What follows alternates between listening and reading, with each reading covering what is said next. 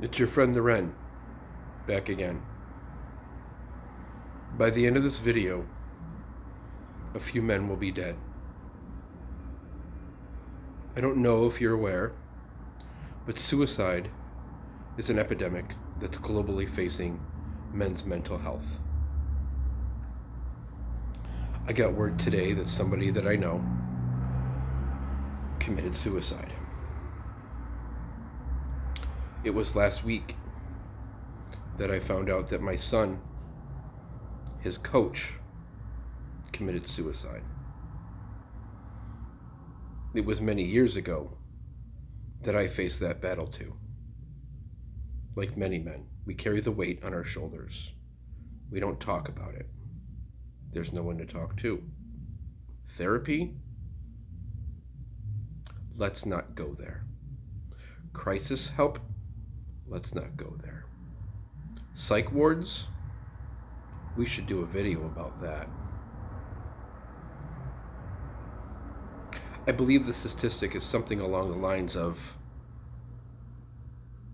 1 to 2 men die every minute. 1 minute to 3 minutes. Somewhere between 1 minute and 3 minutes, 1 or 2 men will kill themselves.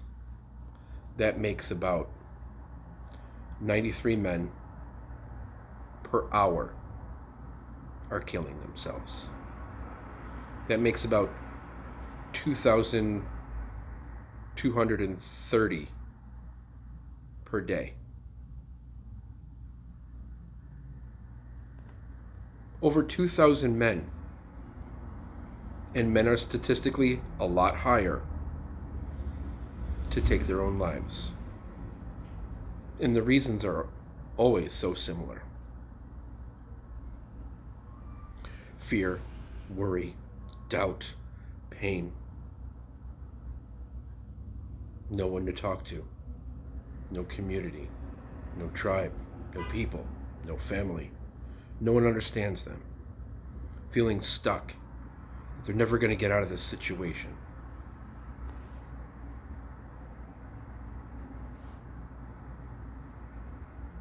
I've lost a few friends along the way to suicide. One of them hits home because I talked to him a week before he did it. And if I would have saw those warning signs sooner, I would have said something to somebody. But I didn't see them because I was too focused on my own life. So Pete might still be here if it wasn't for me. But I don't blame myself. People have free will. There is a problem in this culture globally when it comes to addressing these things.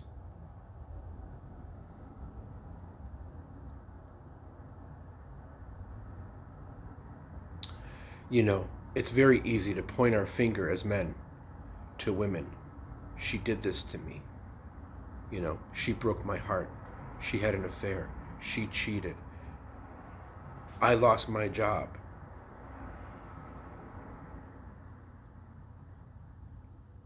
You're never a victim.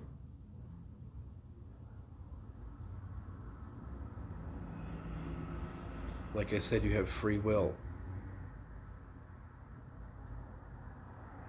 And you're never alone. You might be lonely, but you're never really alone. And even the loneliness is an illusion. And this brings me to my point. The problem that we have is separation and division with each other, with religion, with politics, and with ourselves. And that's the number one, that's the driving nail. People are disconnected. They are divided with themselves. This comes from attachments. It comes from your identity. You identify You're taking something personal. You're seeing it from your limited perspective. You're making a choice. Some would say a selfish choice. Because the people that are affected afterwards are the ones left. And families, children, relatives, friends, they have to deal with that.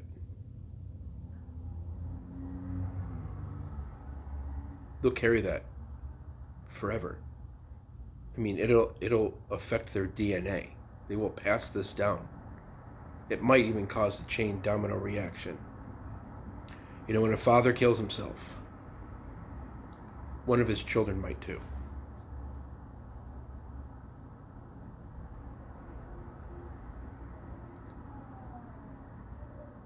And I get it.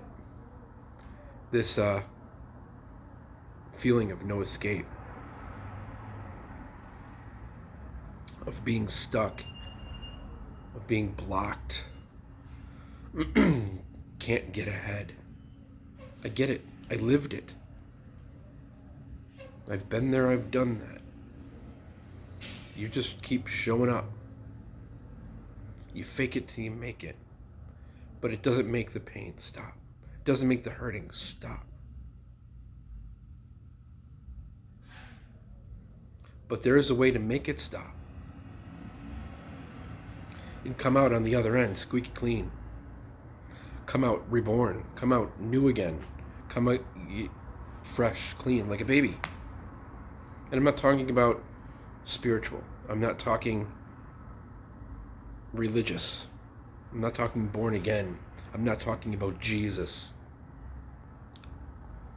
I'm sure he's a part of it somewhere, but let's leave Yeshua alone. I'm talking the inner self. Know thyself. You might be going through a hard time. You could be going through a breakup. You could be going through a death. You could be going through homelessness. Lost your job. Regardless of circumstance.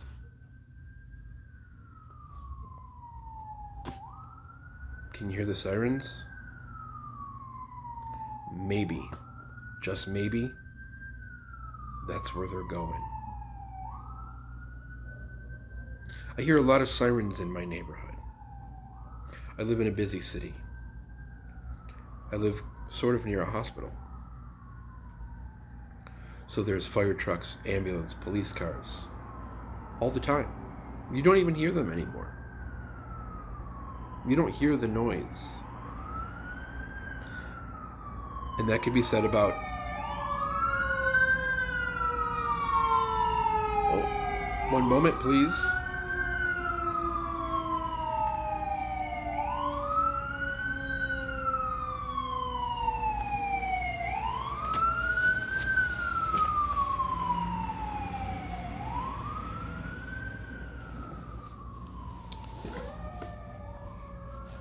Fire trucks and ambulances. See, most people might edit their videos. Most people are going to make things professional, neat, clean, you know, for the masses. Titles, headlines, clickbait. Since my channel began many years ago, maybe 8 years ago, I've always kept it raw and real for you guys. I don't edit. Sitting here is like sitting here with me in my room, having a chat. And that's how it should be. Real. Raw. Right now. Back to the topic of these men. These many men. Over 2,000 a day. Don't have access to resources. Shelter, food, water, clean water. They don't have a network. They don't have any means of survival. And if it's lack of resources through that, then it's lack of resources through something else. Maybe they haven't eaten in a few days. Maybe they haven't been laid in a few days. pause on that one. Maybe they haven't been laid in years. Because that's another statistic. The vast amount of men are in miserable marriages with no intimacy.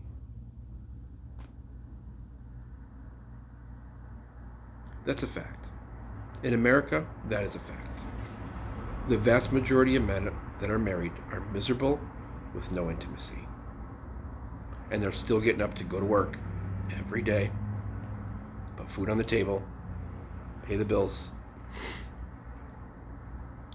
and their person is not there for them.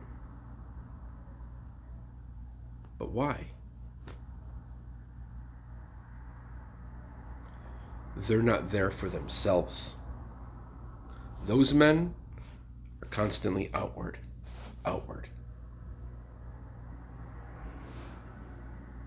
If that man was whole and complete within himself, if that man had the sacred marriage within himself,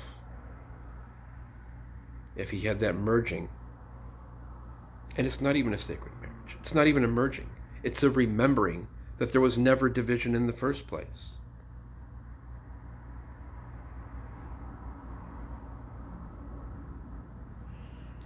I don't want this to be a tangent. I don't want this to be a lesson. Hey, the bus stop. I also live in front of a bus stop and above a barber shop that gets really loud. Those boys down there get rowdy, especially if there's like some sort of local sports team. Those guys get nuts.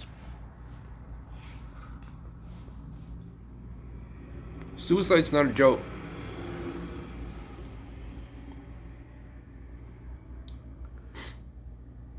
My grandpa had a sister. It was never really talked about in my family. She was beautiful. Never met her. Only saw pictures. She was gorgeous. Like, what a looker.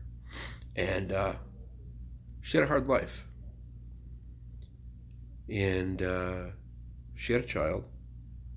She tried to raise him, her, on her own. And she ended up taking her own life. And later on, when her daughter was a teenager, she took her own life too. Now, when I go to the cemetery, like I often do in the fall for some reason, my dad's side of the family is what we call down in the hole. There's a specific land feature in that cemetery where it kind of dips down, and all the family is down in the hole next to each other. In that specific cemetery, I have uncles and aunts. I have grandfathers. My grandfather is there. My great-grandfather is there. My great-grandparents, my grandmother's there. My grandfather's two brothers are there with his wives, some of their children. And on the other end of the cemetery, way far away, is my mom's side of the family. So, we got these Irish folks over here, we got these Italian folks over there, bloody Catholics filling up the world with more bloody Catholics. Just keep populating. Sorry, you have to have humor if you're going to talk about suicide. It's the only way to get through it. I can tell you from personal experience, reaching out to a crisis center, don't do that. Find a stranger before you do that.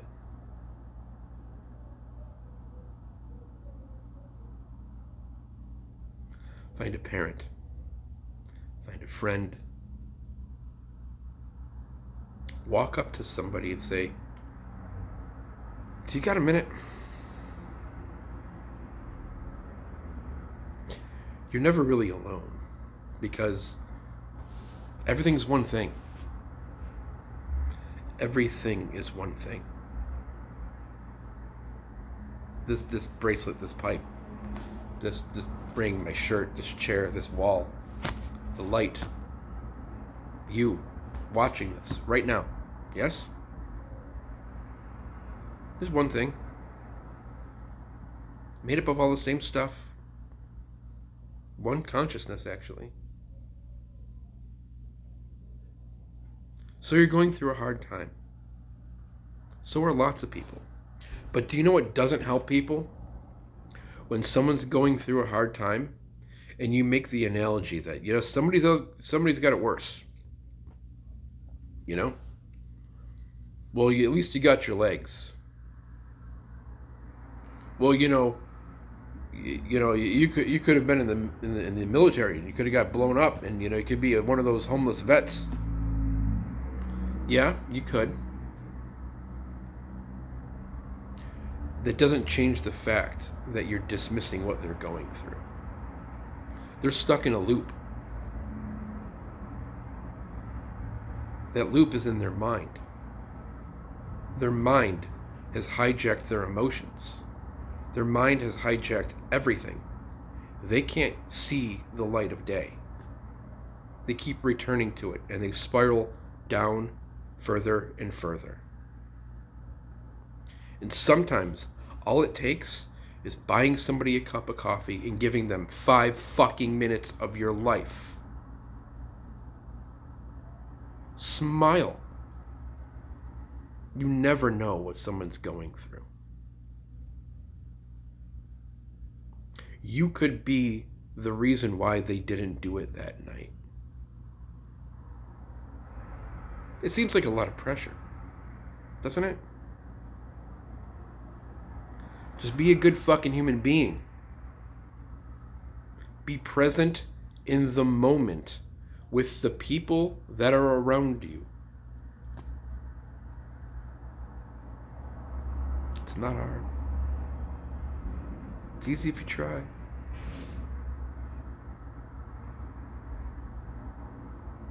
But there's a violence problem. No doubt about it. Violence is wrong. Killing is wrong. War is wrong.